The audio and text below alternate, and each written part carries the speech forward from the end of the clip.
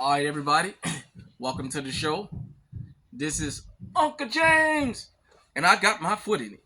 So today, I'm gonna go over with you guys and girls what we gonna grill. First off, this is just my preference. I like to run the Kirkwood, um, barbecue charcoal. Also, I got the Cowboy brand mesquite chips, wood chips. I love that. Just got some regular lighter fluid right here. Um, this canola oil. Usually I get pan, but I like to cook with no stick. You guys and girls, of course. And so today, got my little small charbroil grill going, and I got me a nice, good, even fire on here. Now, the reason I got it like this on this particular video is, excuse me, is what I'm gonna be cooking. I want to even cook.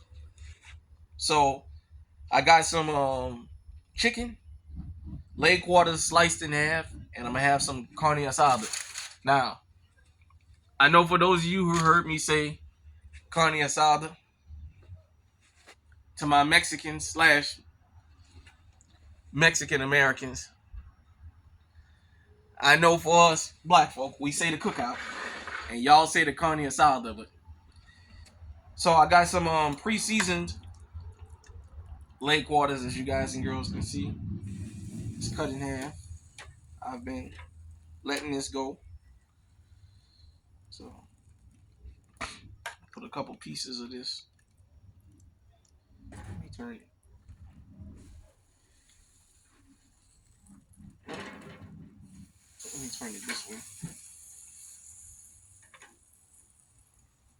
We got this probably from Zamora's, the Mexican store here in town.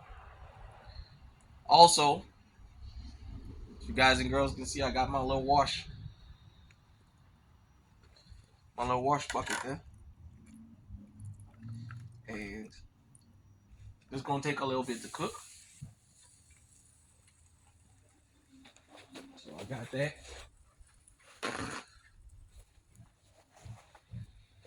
I'm gonna take and wipe that off real good. And for y'all cross-contaminant people, I'm gonna take this. I'm gonna throw this over here for right now. Take my tongs, sanitize them, and I'm gonna wipe them. Make sure you sub to the channel. Appreciate you guys and girls for rocking with me. I ain't gonna keep y'all too long today. So, got that. And cover up my chicken. Make sure you sub to the channel. Make sure you like. Also, with this cooking channel, make sure y'all share this. You know, Unc do travel from time to time. Not only for business, but personal. So, guys and girls can see we're starting to get an open flame now. From animal fat, as I told you guys and girls, is very, very flammable. So, got me a couple pieces of carne asada on here. And I'm going to cover that up. The reason I'm going to cover this up is I want to smother that open flame. I don't want to cook it on the open flame. So I smother it for a little bit, let it go, give it a chance to close itself, let it just smoke. I always tell you guys and girls, when it comes to cooking meat, especially, you always want to make sure you try and cook it from the inside out. Cooking it from the outside in can turn out to be disastrous, especially if you're still learning how to do this. So open it back up. Now, as you guys and girls can see, that open flame is gone. That's what you want. A closed flame. Well, at least right now, that's what I want. Because I got chicken on here, and it takes a while for chicken to cook. I definitely want to make sure I got a closed flame on here. And so, like I said, it's chicken. I can cook it through. Now, what's good about it is it's sliced in half, the bone and everything, a leg quarter, which makes it easier to cook. You know, it's like chicken steaks and stuff like that. For those of you who don't know what a chicken steak is, it's just a chicken breast that's been pounded out, so it's kind of flat and seasoned on both sides, and you just go ahead on and grill it, chicken steak. By the way, I do use the George Foreman grill sometimes. I'm using my little charbroil grill. From time to time, you guys and girls might see me use my George Foreman grill. You see my other little grill there. So, yeah, you see my other little grill there. And, yeah, man. So, like I said, the chicken came pre-seasoned. I'll show you guys and girls while we wait. This came seasoned from the store like this, so I didn't add no salt. So I always tell you guys and girls about salt and things like that, especially salt. Salt is the one seasoning that you can't mask. If you have too much of anything else, usually you can find something to cut it, but that's salt, especially in meat. And the carne asada was seasoned with some of that cilantro and okay, sorry about that. It was seasoned with this seasoning right here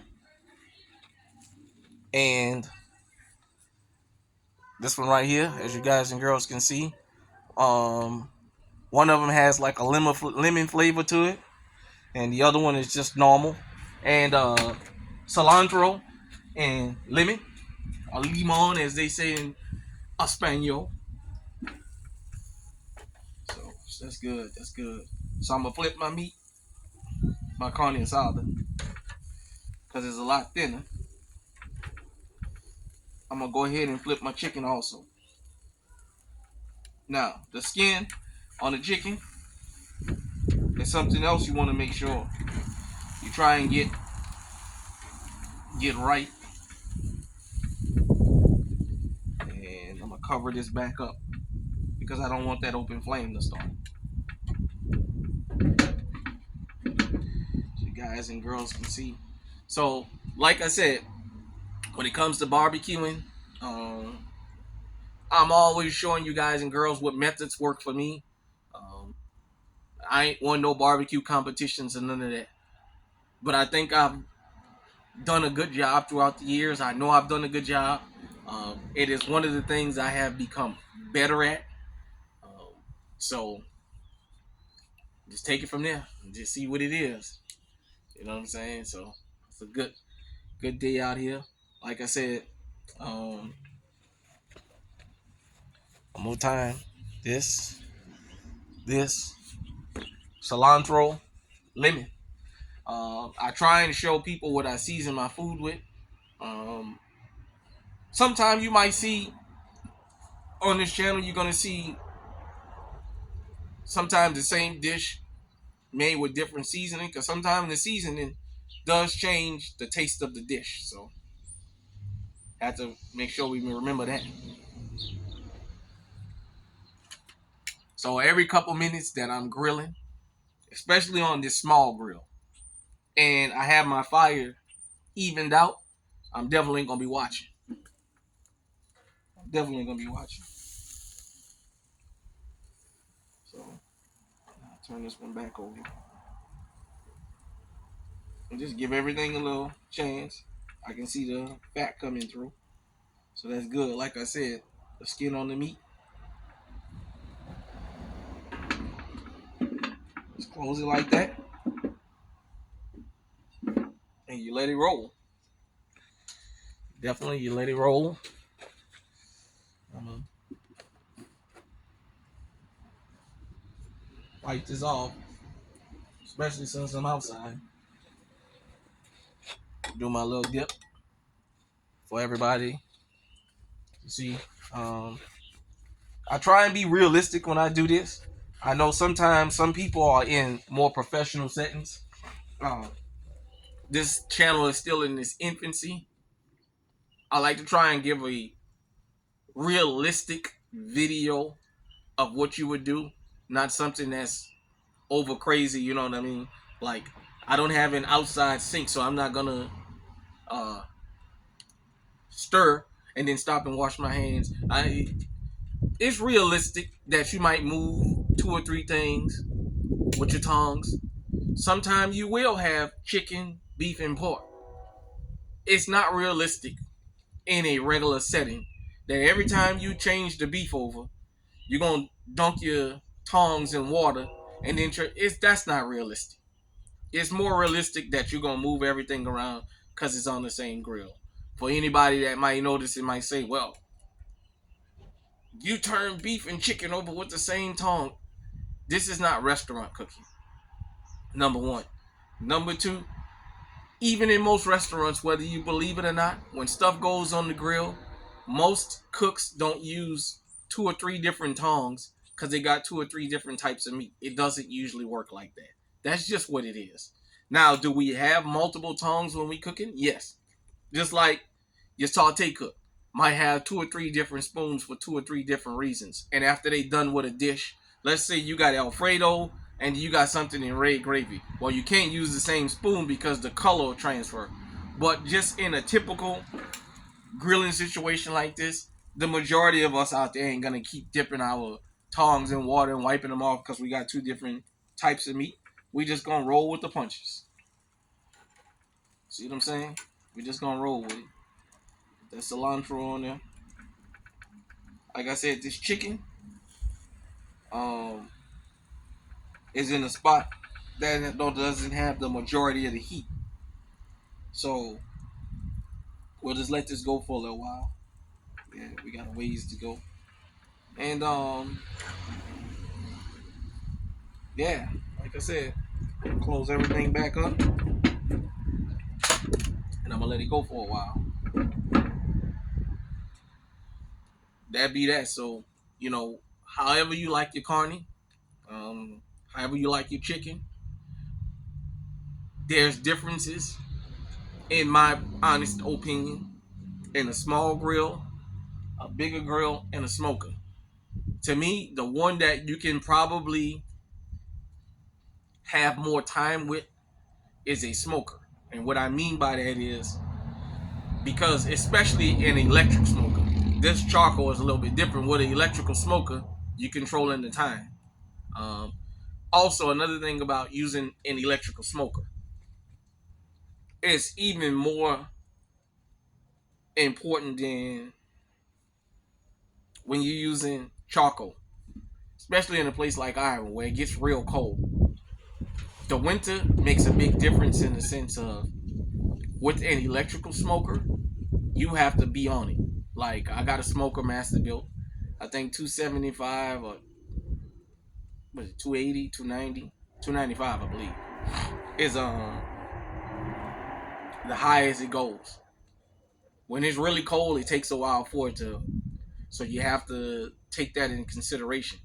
As opposed in the summer, the temperature will go up because it's warmer outside, so the ambient temperature, which will be outside, is warmer, so you have to watch it because it'll cook faster in the summertime. So same thing with charcoal. Um, you just have to be mindful of what you're cooking on and what are you cooking, you know. And chicken is the one thing you don't ever want to rush, just because for some reason, whether it's fried, whether it's baked, whether it's grilled, however, chicken is the one meat that it takes a while for the inside of it to cook. Why, I don't know, but it just does. I mean, beef.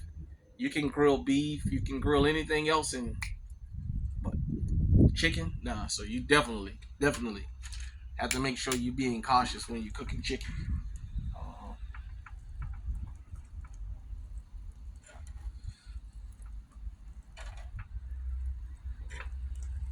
So this spot right here has more heat.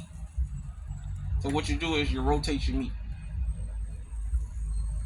You rotate your meat. It has less heat here. So I turn this one over, but I'm gonna rotate the meat.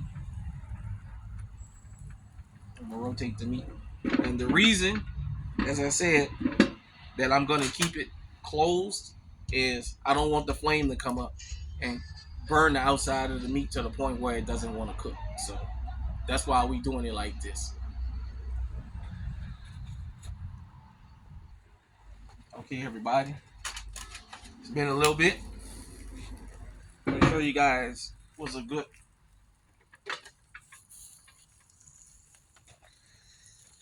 Y'all can see that juice dripping off there. That's what you want right there. That's good inside and out. I got it cooking on the slow side, like I said. I'm gonna show you your carne asada too. For all the Mexicans that's here. Shout out to y'all. Shout out to everybody that's rocking with on. So, I don't know if you guys and girls can see how brown that is. That's a good carne right there. I'm gonna cook it just a little bit longer in the middle, caramelize that middle. So, show you guys and girls, you can see this side was a little bit closer to the fire where your heat is at. So, you got your good outside, like a good sear. And all right, everybody. So, show you guys and girls what I'm kind of talking about. Appreciate y'all for walking with me. So you got your meat. You got your inside right here. I got a fork. You see how? Hope you guys and girls can see how that's starting to cook all the way through. And that's what you want. That's what you want. That's why you gotta keep an eye on your meat.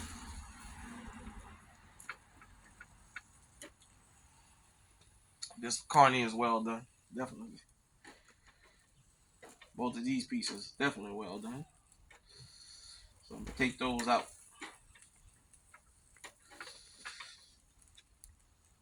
As a matter of fact,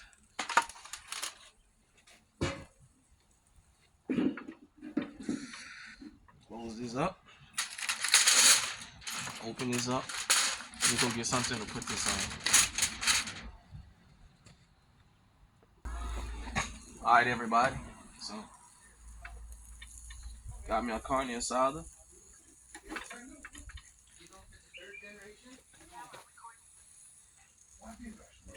It's good. So, we'll put it in our little. Put it in our little container. And move that up.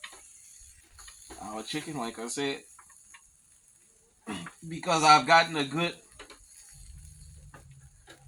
good temperature on the inside of my chicken, I can get the outside now and have it where it be kind of crispy if I wanted to, but the meat ain't burned up. See what I'm saying? That's still juicy. Still got a lot of juice in there. And you guys and girls already saw this was the piece that I opened up. So I'm going to take the skin and cover it back up so we don't burn the meat. Put it back like that. Flip our carne asada. We get another couple pieces of this carne asada. The cilantro on there. You don't even have to. One thing about meat, when you cook on a grill or anything, once it gets some heat to it, it's gonna shrivel up. So if it's not 100% flat, that's fine. I'm starting to get air to this. I'll cover this back up. And you guys and girls, I'll show y'all a finished product and then I'll let y'all get on out of here. So this will be for people who like their meat a little bit darker. If you hear in person, you'll see that it's cooked to perfection. Close that. Put that back. Guys and girls can see that. Pull that.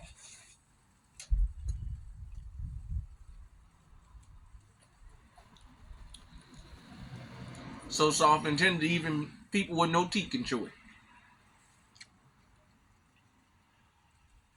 Hope y'all enjoyed this segment. I'm gonna let you guys and girls get on back and enjoy your day. This has been another episode. I'm Uncle James, and I got my foot in it. We out.